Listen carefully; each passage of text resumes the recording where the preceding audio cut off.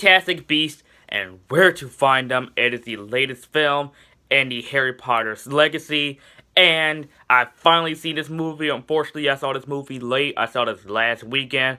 I didn't get a chance to review this movie because after I saw this movie, it was dark out, so I couldn't really like record my review because it was so dark and so bleak outside. So my video wouldn't really look right. So I finally saw this movie, and let's get into this film. The movie takes place in the 1920s, and Newt Scamander, this young wizard from Hogwarts, is in New York in 1926, and he's looking for these magical creatures, and that's pretty much the plot of the film.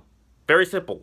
Now, I was very excited when I heard about this movie was being made, and J.K. Rowling was going to produce this movie, and I was like, yes, another film in the Harry Potter franchise, can't wait to see it. And also, I'm hearing that this is going to be a prequel to the Harry Potter franchise. I'm like, okay, let's see how this turns out. Seeing all the trailers, the promotional ads was getting me all pumped up for this movie. So, yes, we're finally going to get more films in the Harry Potter franchise. So, as soon as I saw this movie, with a packed audience, the audience was insane, by the way.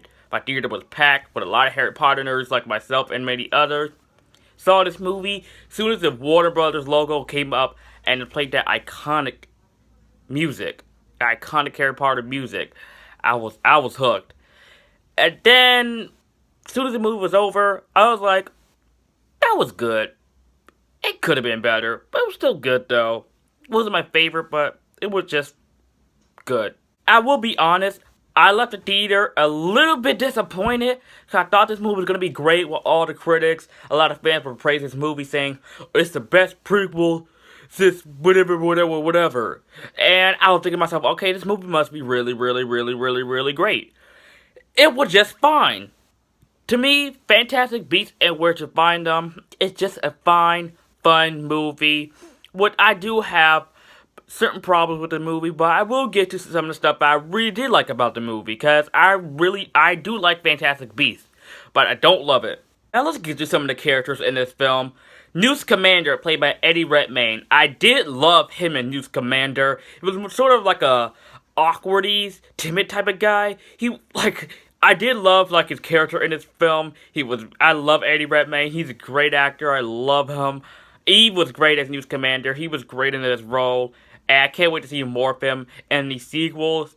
And yes, there are going to be sequels. So this is going to be the only Fantastic Beasts film in the Harry Potter franchise. But anyway, he was great. He kind of reminded me of a good version of Jesse Eisenberg as Lex Luthor in BVS. Yeah, and that's saying a lot. Jacob Kowalski was funny in this film. He's like the Ron Weasley in the Fantastic Beasts film. He was funny as heck. I cracked up at everything that this man said. Jacob Kowalski might be my favorite character in this film. He just might be. I mean, this guy was hilarious. Also did like the magical creatures in this film. They were very cute. They were very cuddly, but not all of them, no.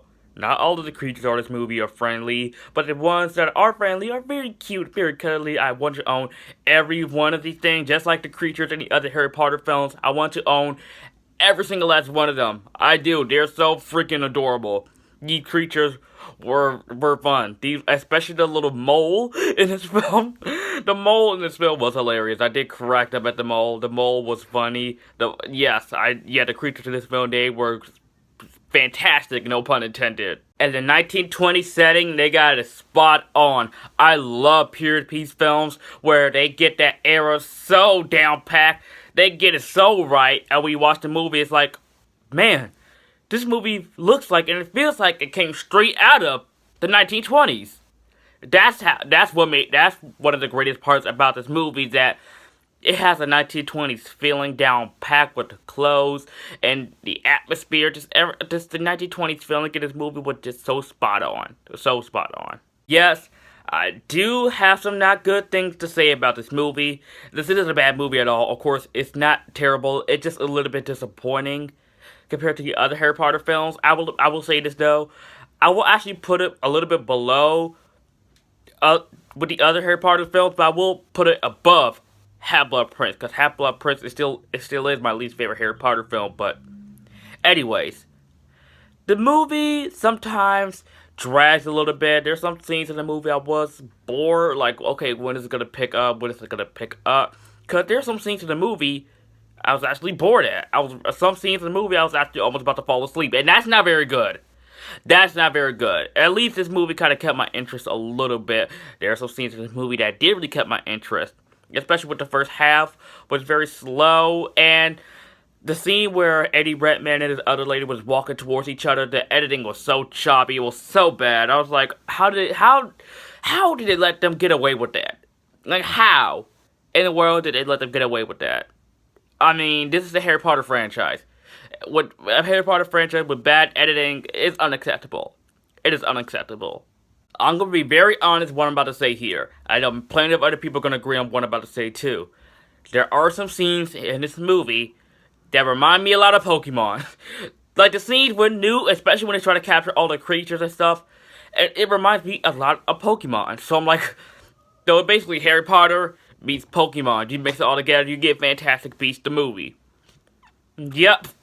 That's exactly what I want in a Harry Potter related film. The villain in this film, Percival Graves, played by Colin Farrell, who I love Colin Farrell as an actor. He's a very underrated actor. Love him. But him as Percival Graves, he was okay. He was fine. I didn't really buy his motivation all that much. He was trying, I mean, to me, he tried too hard to be intimidating. That was just me. That was just my whole perspective on him in this film. But I will admit, though, the twist with him at the end, that was cool. That was a cool twist, though. I will admit, the twist in this film was cool. Now, the whole subplot with Credence, played by Ezra Miller, didn't really add anything to the movie. Really, they could have just cut the whole subplot of Credence out of the movie, and the movie would have been a whole lot better than what we got. It's not, like, it's not terrible. It's not terrible. This movie is definitely not bad. But the whole subplot with Credence, it was like, whatever with that. That was like, they could have just cut that out. But that's all my negatives I do gotta say. Fantastic Beasts and Where to Find Them is a good movie. This is a fun, entertaining popcorn film. Go see this movie. This movie's making a lot of money already, so this movie is probably gonna hit the 1 billion. Probably by the end of the month, end of the year, because 2017 is almost here. Oh my god, time is going by fast. I'm gonna give Fantastic Beasts and Where to Find Them a B. A B for Beast. I don't know. Thank you so much for watching, guys. Let me know what you guys think of Fantastic Beasts in the comment section down below. And stay tuned for my review of my long-awaited review of Return of the Jedi. For some stupid reason, I deleted the video from last year when I was doing my Star Wars build-up reviews leading up to The Force Awakens. For some reason, I lost the footage, and so I wouldn't be able to upload it, and I didn't feel like redoing it again. So I'm going to do that review along with my good buddy Josh, who is another YouTuber on here.